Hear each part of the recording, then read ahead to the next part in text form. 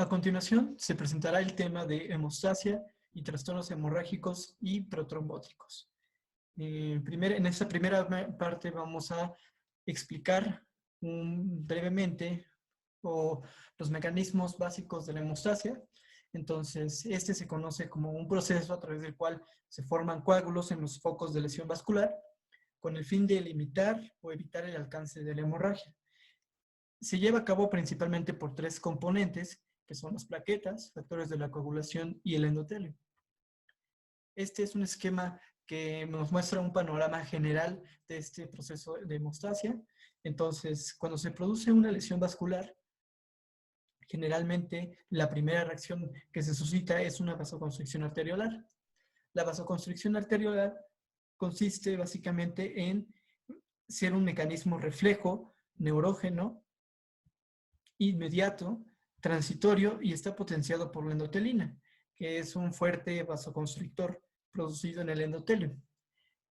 La finalidad de esa vasoconstricción arteriolar es disminuir el flujo sanguíneo en la zona afectada y de esta manera disminuir el tránsito de los elementos formes de la sangre, incluyendo las células, entre ellas las plaquetas, que veremos más adelante que son los componentes principales en la formación de un tapón plaquetario.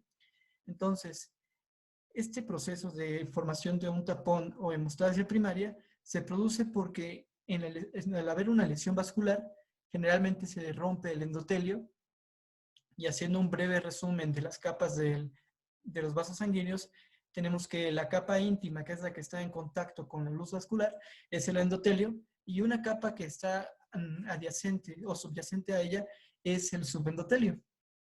El subendotelio las moléculas que expresa, o las proteínas, entre ellas el factor de von Willebrand y el colágeno, no suelen estar en contacto directo con la sangre de manera normal.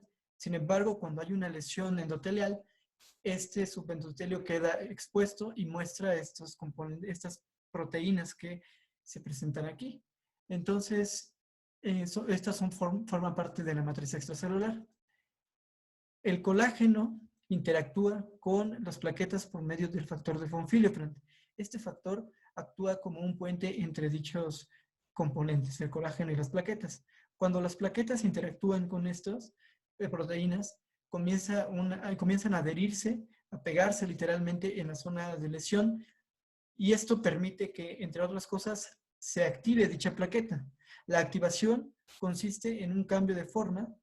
Generalmente las plaquetas tienen una forma discoide, redonda, y cuando se activan, estas cambian su forma a una más aplanada y de esta manera aumentan la superficie de contacto con el endotelio y disminuyen el flujo por la sangre.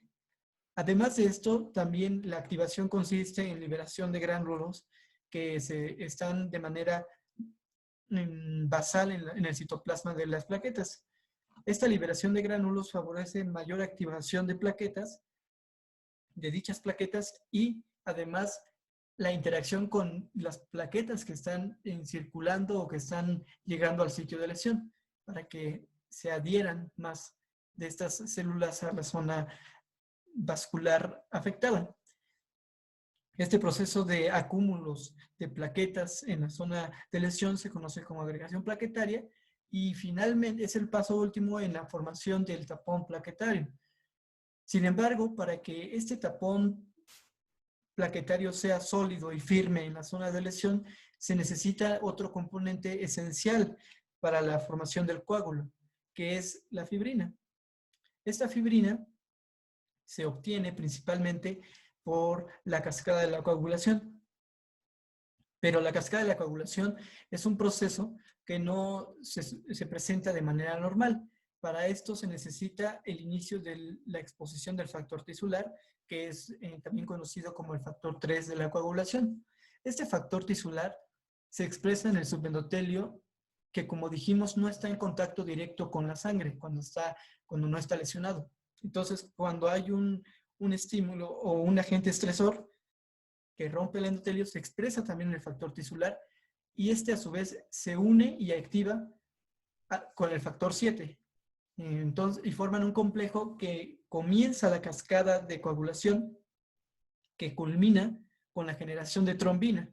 La trombina es el principal factor de la coagulación de este proceso y entre otras funciones, la principal que tiene es la de escindir al fibrinógeno, que es un polímero plasmático, en fibrina.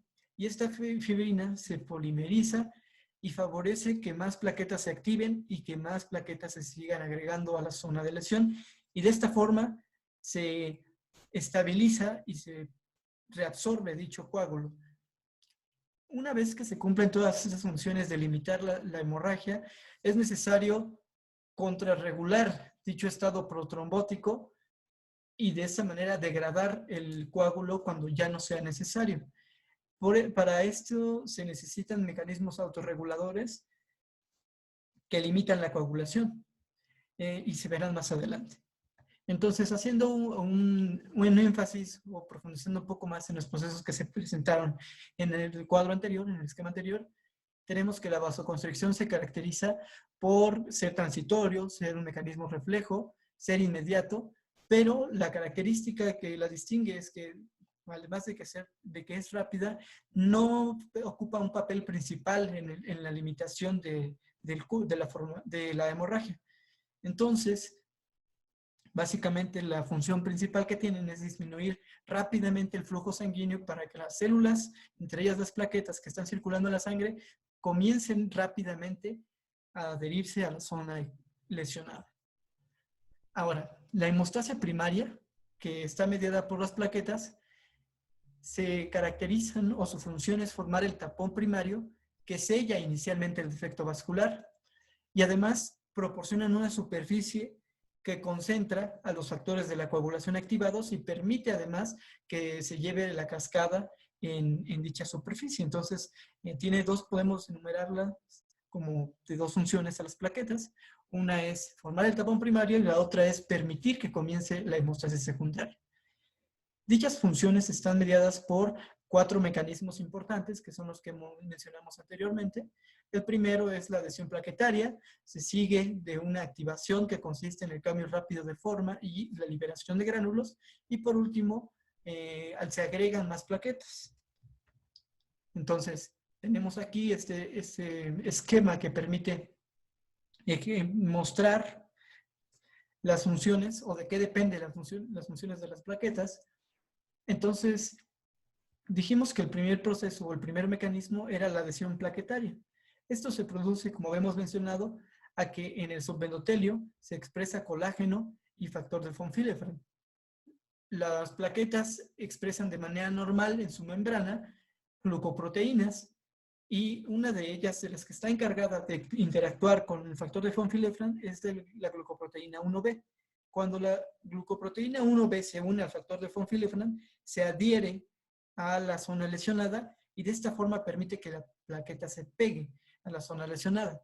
Cuando esto sucede, también ocurre una activación que, como mencionamos, consistía en el cambio rápido de forma y en la liberación de gránulos. Entonces, el cambio de forma está mediado principalmente, entre otras cosas, entre otras moléculas, por poseer un citoesqueleto contráctil y también tiene que ver aquí el ADP y el ATP que vamos a mencionar ahorita. Entonces, el cambio de forma, como dijimos, permite que aumente su superficie y disminuya la velocidad con la que circula a través de la sangre. Las plaquetas, a su vez, también, como dijimos, tienen gránulos citoplasmáticos que cuando dichas plaquetas se activan, liberan estos gránulos que ejercen diversas funciones. Son dos tipos de gránulos. Los gránulos alfa, que en su expresión membranal muestran selectina P, que es una molécula de adhesión que interactúa con los vasos sanguíneos y también con células inflamatorias. Y también fibrina y el factor 5 de coagulación, que esto es, digamos que favorece en etapas posteriores la cascada de la coagulación. Los gránulos delta o densos se caracterizan por expresar o por mostrar ADP y ATP, que estas moléculas son importantes, son las principales, junto con la trombina, en la activación de las plaquetas. Además, se expresan serotonina y adrenalina, que son mediadores también de este proceso hemostático. Por último, cuando se adhieren las plaquetas y se activan, se necesita que más plaquetas que están circulando se comiencen a adherirse a la zona lesionada, comiencen a agregarse, y esto es gracias a la trombina y al fibrinógeno.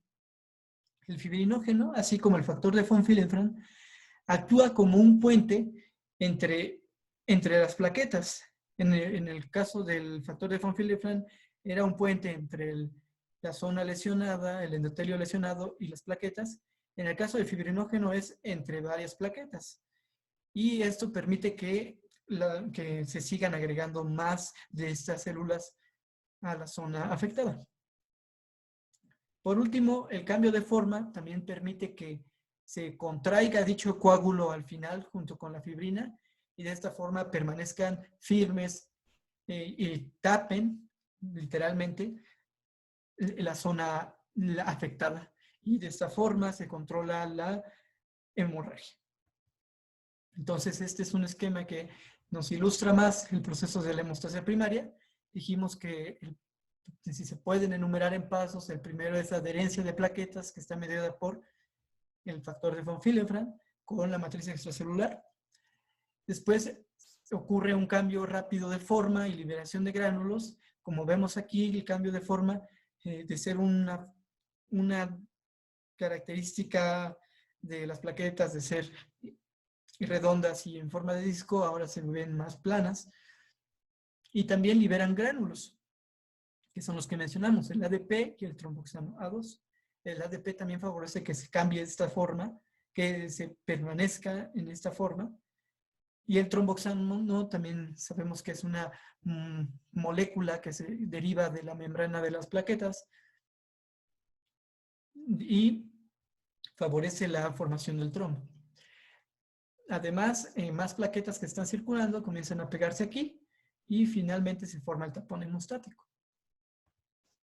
Este es otro esquema que nos ilustra lo que hemos mencionado, la interacción de las glucoproteínas de las plaquetas con diversos componentes, el endotelio vascular entre ellos, y también ilustra algunas deficiencias, el nombre de algunos síndromes de las deficiencias de estos componentes. Entonces, podemos ver aquí, en donde se marca la luz, el apuntador, que el color morado, la glucoproteína de color morado, representa al complejo GP2B, glucoproteína 2B3A, perdón, y esta es la que interactúa con el fibrinógeno y como dijimos, el fibrinógeno es un puente entre diversas plaquetas para que se adhieran o se agreguen en la zona que se requiere. Además, la glucoproteína 1B, representada aquí con color verde, es la que interactúa directamente con la matriz extracelular del endotelio expuesto. Como dijimos, el ADP es importante en la activación de plaquetas porque induce un cambio en la conformación de las plaquetas, favorece su activación. Ahora, el siguiente paso en la formación del tapón es la hemostasia secundaria, que ocurre a la vez que la hemostasia primaria. Eso es importante destacarlo. Y se caracteriza porque son una serie de reacciones enzimáticas amplificadoras que van a conducir a la formación de un coágulo de fibrina insoluble y finalmente, como dijimos, formar un coágulo estable. Entonces, los componentes que están presentes en este proceso de las cascadas de coagulación son las enzimas, los sustratos, que son las formas inactivas de los factores de coagulación, y un cofactor, que son, bueno, los cofactores son aceleradores de las reacciones enzimáticas. Entre ellos están la vitamina K, y cabe destacar que el calcio junto con el residuo ácido glutámico gamma carboxilado actúan de manera importante, son cofactores esenciales para la correcta funcionalidad de estos factores de coagulación, que son el 2, el 7, el 9 y el 10. Estos cofactores son importantes para que puedan llevarse a cabo de manera correcta la cascada de la coagulación. Ahora, este esquema representa la coagulación en dos diferentes situaciones. Una es la coagulación mostrada en laboratorio y otra es la coagulación in vivo. En realidad, los pasos o las dos vías que conocemos clásicamente, que es la intrínseca y la extrínseca, son las que se producen en laboratorio. Tiene ligeras diferencias comparadas con la que se producen en vivo, pero en general los resultados finales son los mismos y el principal activador, nos vamos a enfocar en la coagulación de in vivo, el principal estimulador de esta cascada es el factor tisular, que como dijimos se expone en el subendotelio. Entonces este no tendría por qué estar presente de manera normal. Cuando hay lesión, interactúa con el factor 7 y este a su vez, y esta formación del complejo va a va a activar a diversos precursores que van a culminar con la síntesis de trombina a partir de su precursor, que es la protrombina. Estos que se señalan en verde, que son el 8 y el 5, son los cofactores, se representan en verde. Y bueno, dijimos que la trombina ejerce múltiples funciones en la hemostasia, entre ellas es la formación de fibrina a partir de fibrinógeno. Y de esta forma vamos a ver más adelante cuáles son las funciones que tiene la fibrina. Entonces aquí vemos que la hemostasia secundaria permite que las plaquetas se peguen entre sí, permanezcan adheridas y permanezca estable el coágulo. Dijimos que el factor tisular es el primero que inicia esta cascada de coagulación, esta cascada de reacciones enzimáticas. Y como habíamos mencionado en un principio, dentro de las funciones de las plaquetas es proporcionar la superficie para que se lleven a cabo estas reacciones. Entonces, cuando las plaquetas están aquí, permiten que todas estas reacciones enzimáticas se lleven a cabo, que a su vez van a culminar con la activación de la trombina, que como hemos mencionado, van a permitir que el fibrinógeno produzca fibrina y pues se solidifique dicho coágulo. Cabe destacar que, bueno, vamos a ver más adelante en otro tema que es la formación de trombos en los estados patológicos de estos procesos hemostáticos, que el fibrinógeno, como sabemos, es el precursor de la fibrina y generalmente hay residuos. La trombina produce la degradación, digamos, del fibrinógeno en fibrina. Pero suelen haber residuos que tienen utilidad clínica, entre ellos es el dímero D. Entonces, el dímero D es un residuo de la reacción del fibrinógeno, de la conversión de fibrinógeno en fibrina, y sus valores elevados nos indicarían que hay un aumento en la conversión de fibrinógeno en fibrina, lo cual se puede entender que significa que hay un estado protrombótico. Entonces, bueno, dicho esto, vamos a enfocarnos ahora con la trombina, que como dijimos desde un inicio, es el principal o el más importante de los factores de la coagulación. Y esto es porque no solamente convierte el fibrinógeno en fibrina, sino que controla diversos mecanismos de la hemostasia en general. Además, sirve como nexo entre la coagulación o el hecho de que haya reparación, inflamación y reparación posteriormente. Y esto se representa en este esquema. Como vemos aquí, la trombina ejerce varias funciones.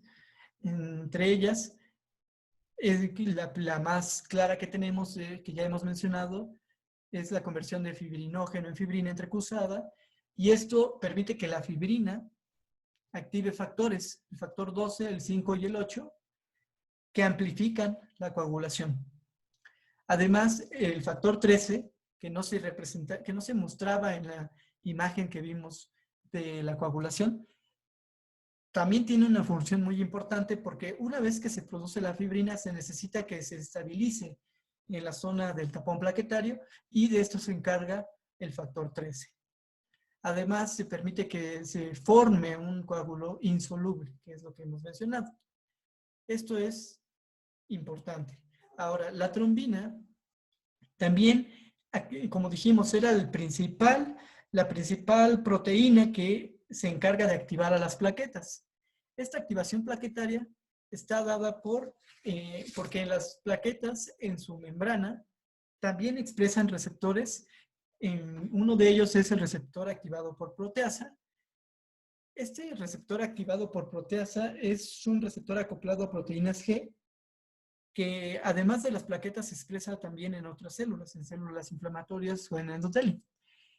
Lo que pasa con esto es que cuando la trombina se une a este receptor activado por proteasa, surgen diversos mecanismos de señalización que culminan con la activación plaquetaria que, como habíamos dicho, consistía en el cambio de forma y la liberación de gránulos. Entonces, la trombina es quien ejerce principalmente esta activación. Ahora, la trombina también produce efectos proinflamatorios, por esto mismo que acabamos de decir. Las células inflamatorias, principalmente los macrófagos y el endotelio, también expresan este receptor y cuando interactúan con la trombina se activan. Principalmente son los macrófagos M2 que están implicados en la reparación tisular y la angiogenia. He ahí que se haya mencionado anteriormente que la trombina significa, o más bien la función que tiene es servir de nexo o de puente entre la formación de coágulo o la reparación. Además, aunado a esto, también tiene efectos anticoagulantes. Suena contradictorio, pero no, en realidad la trombina puede actuar de manera activa para formar un coágulo o para degradarlo.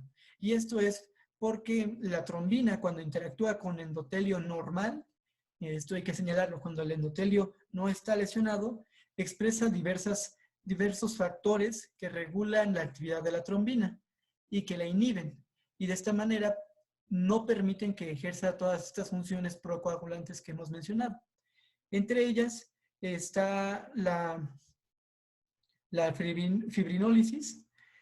Esta fibrinólisis se produce gracias a una enzima importante que se encarga de, pues literalmente, fungir como tijera porque corta todos esos enlaces de fibrina. Y esta es la plasmina. La plasmina deriva del plasminógeno, como su nombre lo sugiere, y este plasminógeno a su vez es activado por el activador de plasminógeno tisular, que se representa aquí como TPA. Entonces, estas dos proteínas, se expresan de manera normal en el endotelio que no está lesionado y de esta manera se permite que impida la formación del coágulo, que más adelante vamos a profundizar más en ello, pero nos quedamos con que la trombina también puede ejercer efectos anticoagulantes cuando interactúa con el endotelio no lesionado. Entonces, aquí se representa las funciones de la trombina que habíamos mencionado previamente.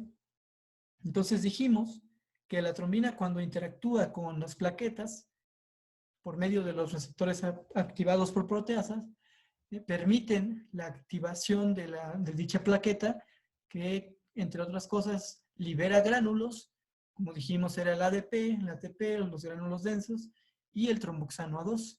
Esto, pues, contribuye a la estabilización del coágulo. Además, como dijimos, también el receptor activado por proteasa también se expresa en los neutrófilos.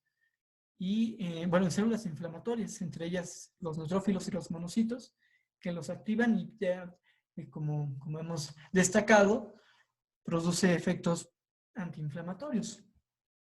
Además, aquí es lo que mencionamos en el esquema anterior al último, los efectos anticoagulantes se producen porque el endotelio, cuando no está lesionado, produce diversos factores antitrombóticos y que son estimulados por la trombina Entre ellos es, como dijimos, el activador de plasminógeno tisular, que activa la plasmina, que son las tijeras que cortan los enlaces de fibrina. Producen también prostaciclina y óxido nítrico, que son vasodilatadores, y de esta manera aumenta el flujo sanguíneo. Y entre otras cosas, por ejemplo, podemos destacar que cuando hay un flujo sanguíneo acelerado, los factores de la coagulación no pueden detenerse a interactuar con la zona lesionada y finalmente son circulados por la vía enterohepática y degradados por el hígado. Entonces aquí vemos lo que hemos mencionado. El activador del plasminógeno tisular activa la plasmina y tiene la función de fibrinólisis. También la trombomodulina actúa por otros mecanismos que vamos a ver más adelante, que en general consiste en bloquear la cascada de la coagulación. Aquí ya vemos un tapón estable y podemos destacar aquí a un neutrófilo que está atrapado ahí. Realmente no tienen una función o no se ha destacado alguna función relevante en la formación del coágulo, pero como habíamos mencionado en un principio, las plaquetas a través de sus gránulos alfa expresan selectina P, que también puede responder por qué hay un neutrófilo ahí atrapado. También hay eritrocitos. Y bueno, vamos con la siguiente. Aquí son los mecanismos que regulan la coagulación, los contrarreguladores. Entonces vamos a ir paso por paso. Empezamos señalando, aquí se esquematiza en rojo a la plasmina libre. La plasmina libre es esta que vemos aquí. Dijimos que la podemos imaginar como tijeras que se encargan de cortar todos esos enlaces de fibrina que habían formado el tapón final o el tapón estable. Entonces, cuando ya no cuando ya cumplieron con dicha función, la plasmina aparece para degradar. Pero de manera, cuando todavía está activo este trombo, la plasmina no es útil o no debería ser útil, entonces necesita alguien que inhiba su actividad y esta molécula que se encarga de ello es el alfa-2 antiplasmina. Como su nombre lo sugiere, atrapa a la plasmina y no permite que ejerza su función de inhibir de degradar el coágulo. A su vez, el plasminógeno activado por el activador de plasminógeno tisular, dijimos que activa al plasminógeno. Entonces, bueno, aquí hay que aclarar un poco. Dijimos que la plasmina está libre, pero su precursor es el plasminógeno. Es el que vemos aquí. El plasminógeno está aquí de manera normal, pero no ejerce función, necesita convertirse en plasmina. Pero para que el plasminógeno pueda empezar a actuar o pueda formar plasmina, necesita también a la TPA, que es el activador de plasminógeno tisular. Entonces, podemos resumirlo básicamente en que el activador de plasminógeno tisular forma el plasminógeno forma o produce plasmina y la plasmina finalmente se encarga de degradar al coágulo. Ahora, así como todo se regula en este proceso, también se tienen que regular a estos inhibidores. Y una de estas moléculas que se encarga de hacerlo es el inhibidor del activador de plasminógeno, que como su nombre lo sugiere, inhibe a la TPA. Y al inhibirse la TPA no puede activar al plasminógeno y el plasminógeno no puede ser el precursor de plasmina y la plasmina no puede ejercer su función.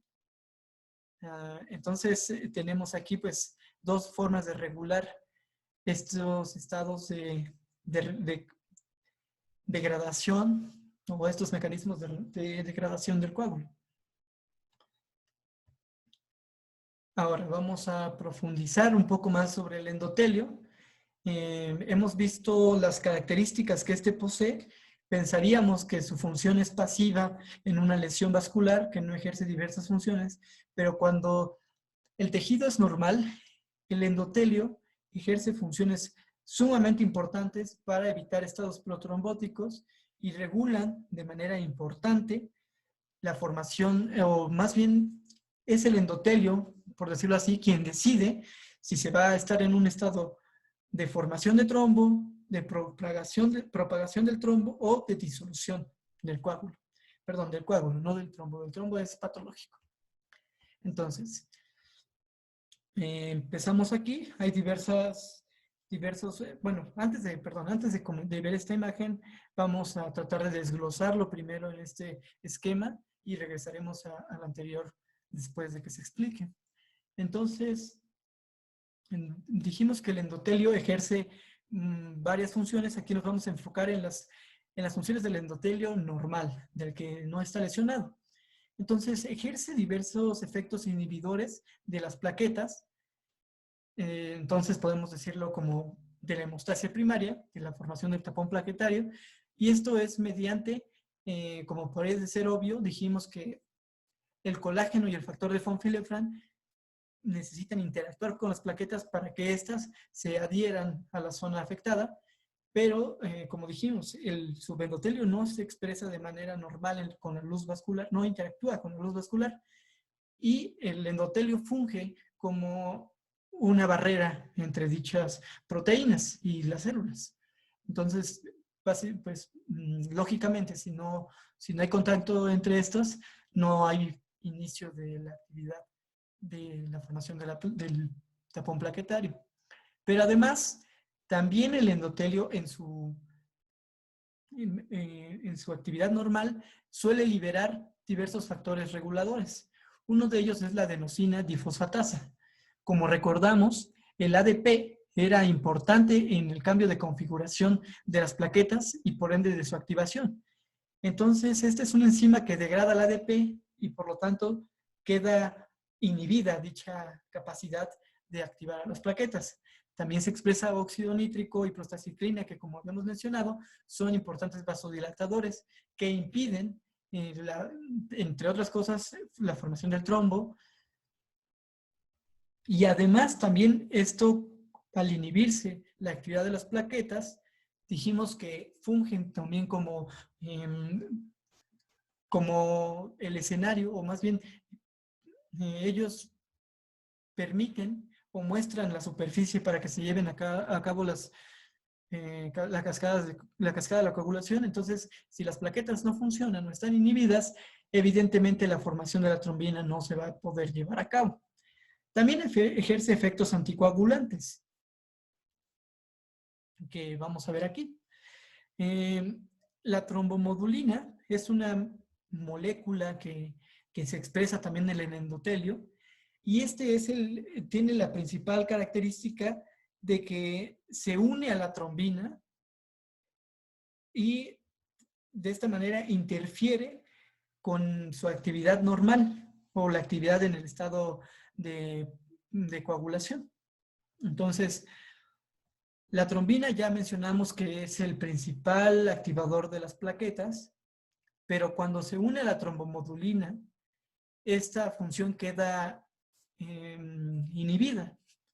Esto es porque, digamos que la trombomodulina captura a la trombina, inactivándola, formando un complejo que la inactiva, y de esta manera se disminuye la capacidad de ejercer sus funciones. Además, además de la trombomodulina, el endotelio expresa el receptor de proteína C endotelial. Este receptor de proteína C endotelial tiene la función de que permite que la proteína C, que es una proteína que circula por la sangre, se una a este receptor y de esta manera inhiba a diversos factores de la coagulación, que son el factor 5 y 8A, que son cofactores. Entonces, esta es otra forma de inhibir la cascada de la coagulación. Cabe destacar que la proteína C es un importante... Bueno, la proteína C necesita a la proteína S para ejercer dicha función. Ahora también se expresan en el endotelio moléculas similares a la heparina, que su nombre lo sugiere, ejerce la misma función que la heparina, que es el medicamento de relevancia terapéutica en este tipo de trastornos. Entonces, las moléculas similares a la heparina activan a la antitrombina 3. Como su nombre lo sugiere, la antitrombina 3 inhibe a la trombina y también inhibe a diversos factores de la coagulación, entre ellos el 9, el 10, el 11 y el 12. Entonces, aquí podemos, pues, destacar la utilidad de la antitrombina 3 o la utilidad de la heparina. Por último, tenemos al inhibidor de la vía del factor tisular. Ese se expresa en el endotelio y pues la función que tiene, como su nombre lo sugiere, es pues inhibir al factor tisular, que como dijimos, pues es el principal iniciador de la coagulación. Por último, los efectos fibrinolíticos, que son los que mencionamos anteriormente, que están mediados por la plasmina.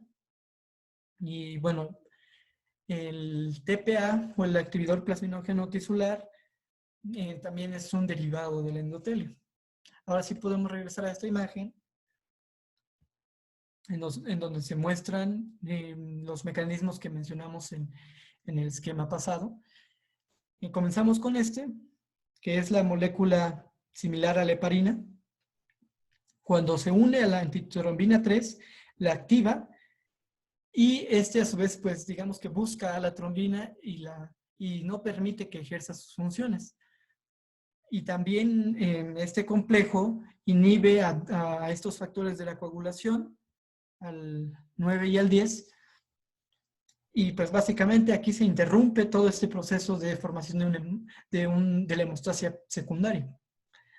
Continuando con este esquema, el endotelio expresa al inhibidor de la vía del factor tisular, que termina por inactivar al factor tisular y no permite el inicio de la cascada de la coagulación. Aquí tenemos a la trombomodulina.